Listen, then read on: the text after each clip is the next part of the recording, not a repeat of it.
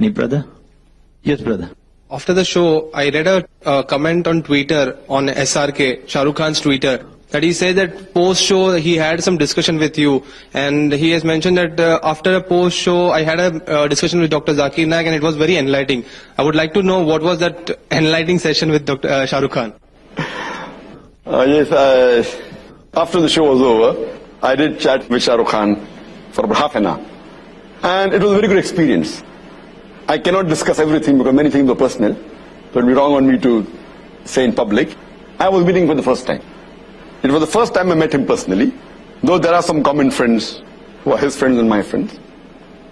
But this is the first time meeting him personally. And one thing is for sure, that I am happy that I maintained my policy of not to just rely on the news. But before the show, and which everyone may be aware, that it comes in the media, many people, many of my friends have told, Shahrukhan is not a practicing Muslim and he's not happy to be a Muslim, and he normally gives comments against Islam, and he does this and that. I personally have not heard it personally on the television. I have not heard, because I watch television very little. But because it were comments, I followed the verse of the Qor'an. Qor'an says in Surah Hujurat, chapter 49, verse number 6, that whenever you get a message, check it up before you pass it on to the third person. The same thing what I use, whether anyone asking comment, like Barakhadat asked me on Osama bin Laden, I said, I don't know. Same thing, even though hearing negative comments to Shahrukhan, I always said, Allah Alam. But what I heard him saying on the show, I'm not talking in the chat after the show, what I heard him on the show, I felt, irrespective whether he's practicing or not, but his answers were far better than most of the Muslims on the show. Not counting, of course, Maulana Mahmood Madni, he's a close friend of mine. MashaAllah, he's a practicing Muslim. But leaving aside him, what answers he gave, compared to all the other Muslims on the show, his answers were more correct. And he rightly agreed, saying that, that though he does film acting and singing and dancing, he says it is haram. That was good of him. And he says that he has less knowledge. But he also said that for correct knowledge, you should ask the scholars and the ulamas and the maulanas. So his answers were far superior than the other people who were Muslim in the talk show. And after the show, one comment I'd like to make, that while discussing on the issue of Muslim identity, he asked me, Dr. Zakir Naik, he said, Dr. Zakir Sahab, what is your view? How important is it to keep a beard and wear the cap? So giving an analogy, that it wasn't a talk show, there was no Barakhadat.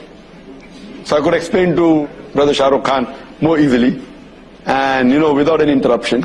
So I told him that when you appear for an examination, there are some questions which have 1 mark, some questions have 10 marks, some questions have 20 marks.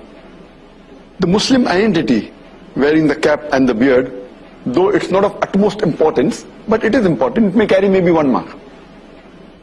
Behaving, practically being honest, speaking the truth, these points about Islam, the practice, may carry 10 marks, may carry 5 marks.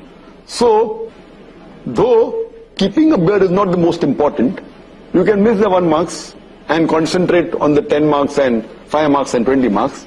But if someone wants to score distinction, he will try and even get this 1 mark. For example, when we appeared for the medical examination, we tried even to get that half mark, because we want to score above 90. So when you want to score above 90, this is very important. Beard is important and cap is important. It's a part of the sunnah.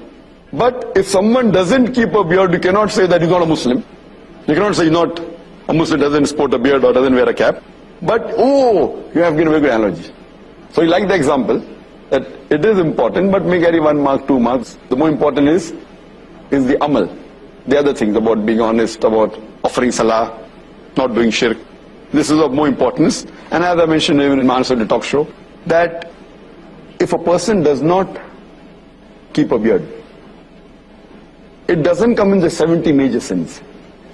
There is a scholar by the name of Imam al-Dhahabi, and he has listed the 70 major sins in Islam. First being the shirk, then being murder, going down the line. But the beard doesn't appear. That does not mean it's not a sin. Some scholars say that it is a sunnah, mustahab, that's encouraging. Some scholars say that it is fard to keep a beard. But whatever it is, no one puts it in the major sin. Either it's a minor sin or it's a very important sunnah. So it's not part of the major sin. Hope that answers.